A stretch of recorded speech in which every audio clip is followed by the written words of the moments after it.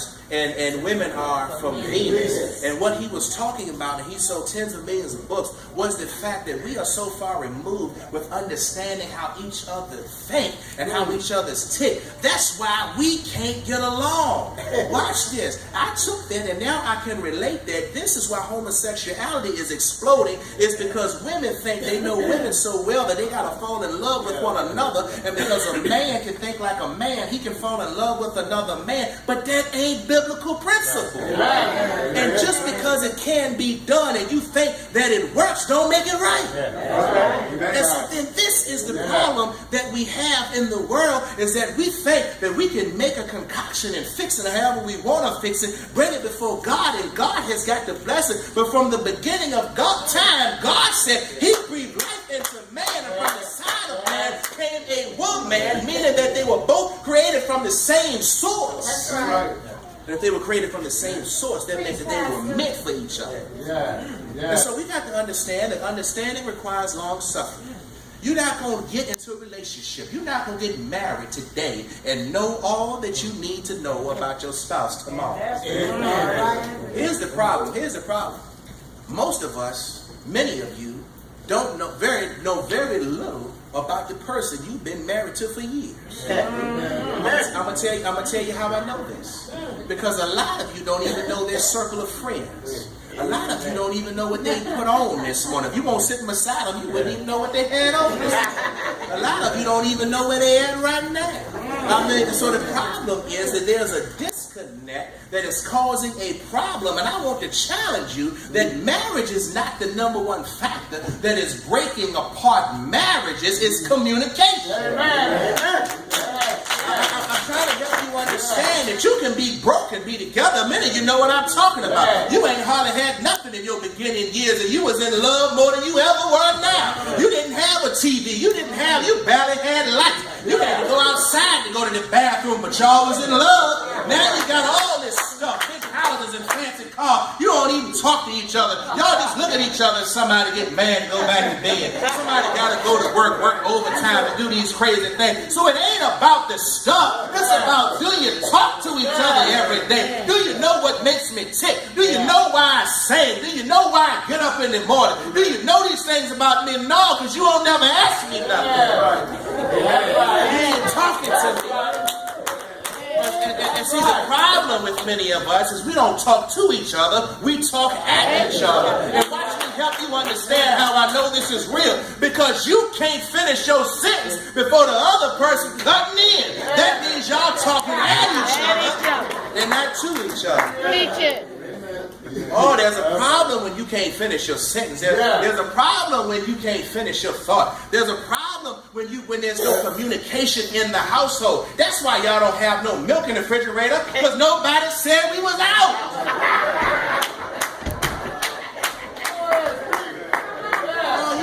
You got to communicate. Come on now. Husbands, I'm gonna get on you. Let me tell you something. Leave her at home and let her live with daddy. If she got to come and marry you and struggle, let her stay with her daddy. You ain't want to hear that because you say you a man. I'm a man. I'm gonna take care.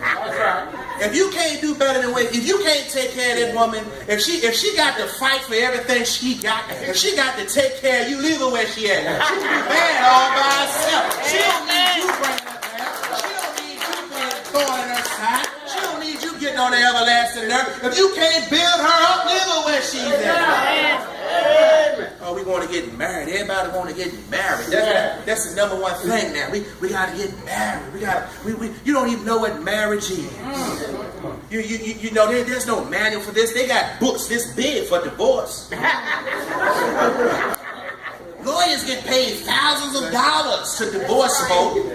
Guess what? The officiant at a wedding, look if you get 50. I'm just trying to tell you. That don't make sense, dude. Do you know that the average person who is the officiant doesn't have a clue as to what marriage even involves? Because all you got to do is get ordained, and too many people are getting ordained overnight through Sunday school classes, and then you go into them and say, will you marry me? Amen. And then they marry you, and guess what? They done married two problems together. I hope somebody's learning something here, because God just put this in my spirit. And we need to talk about this. So you got to communicate. But watch this. You know what happens when you date? This is practical. This is not in the Bible. This is just practical. This is just me. I'm just sharing something with you. One of the things that happens in relationships is when you're dating a woman, when you're courting or somebody, oh man, money is no expense. Oh man, you sending flowers to the job. Oh man, you got rose petals leading up to the door. Oh man, you got reservations down at Morton's. Then you going to the movies. Oh man, you got vacations planned. You got everything. You over there cutting their grass at 7 o'clock in the morning. And it's raining outside. I mean, you do whatever you gotta do to keep that woman's attention. I mean, you washing the car that ain't even dirty. I mean, you doing everything. You fixing her dinner. You ironing her clothes. You doing all this stuff. Then you get married. She's like, hey, honey. Hey, honey. It's been about 6 months since we went out anywhere, you know. I ain't seen a movie since E.T. was out. Honey, it's been a while, wouldn't you? We just forget that you gotta keep dating. You gotta keep dating. You gotta keep adding spice. You gotta keep adding flavor to some stuff. You gotta do all the things you did to get her to keep her. Amen. And that's just practical wisdom. And so we begin to take people for granted. We begin to lose that luster. We begin to lose what we know God said. We funny how we say God ordained this because He mattered. Let me tell you something. Let's back up. Just because you're in a relationship, don't be so quick to give God's approval of it. That's right. Don't be so quick. That's right. Don't be so quick. Watch this. See, people kill me with that predestined. Everything that God said was preordained, predestined, pre-this and that. You got to be careful with that way of thinking. I'm going to tell you why. Because then, if you say that everything was predestined and you've been married 4 times, that means God screwed up 3. Go ahead, God. That just threw your theology out the window. You got to be careful, because some things you choose to do all on your own, and it ain't got nothing to do with God. So we make mistakes on our own, and then we say, God, fix it, Jesus. Lord, fix it. I need thee. Oh, Lord, I need thee. We got to start asking God to come into our life before we get into the mess. Not calling on Him when we get in the middle of it.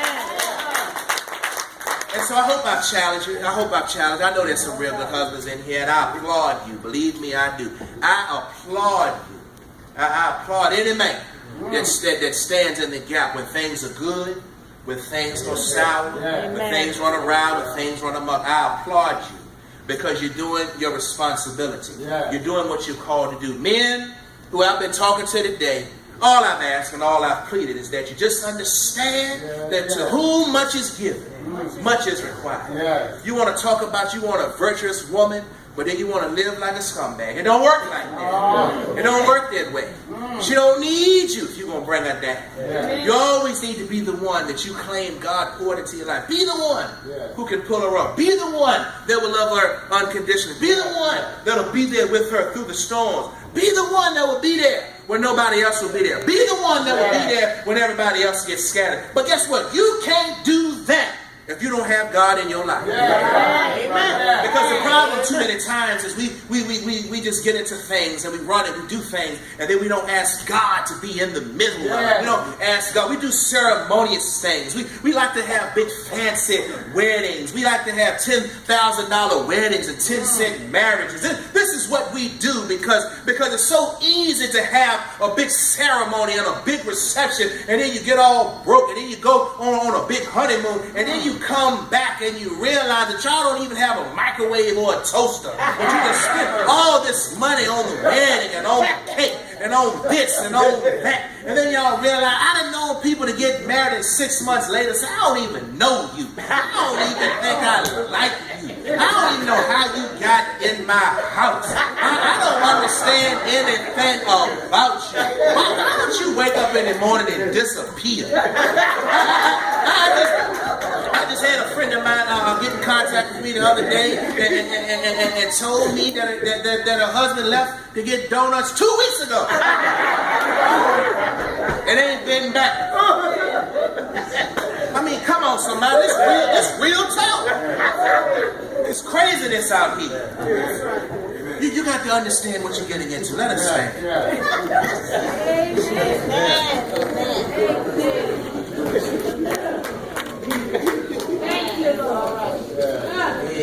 Communication. I would have told that man that if you were going to leave and don't come back, you could have communicated, man. That's a coward mode. That's a coward mode. That's right. Communication. Keep your line of communication open. I ain't saying it just because you